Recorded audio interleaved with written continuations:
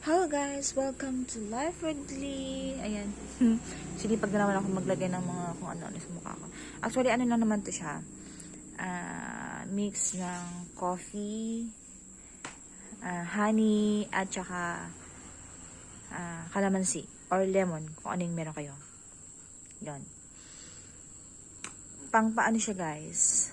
Pang pa-tight ng skin at saka pang brightening na rin ng skin. Yan. Actually, ito talaga yung ginagawa ko before pa. Nag-ano ako, mga twice a week, ganito. Try niya rin yung coffee, brown sugar, VCO. Mix nyo yon, tas yun gawin yung body scrub. Maganda siya.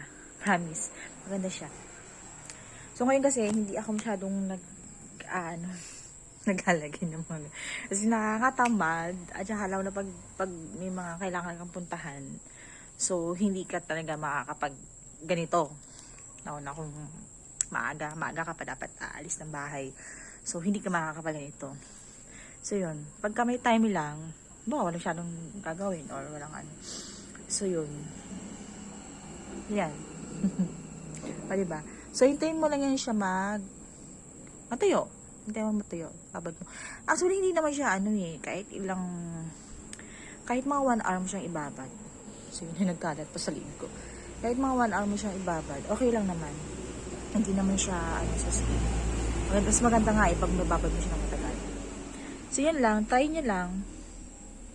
Coffee, honey, and calamansi. For body scrub naman, coffee, VCO, at saka brown sugar. Yan. Bye!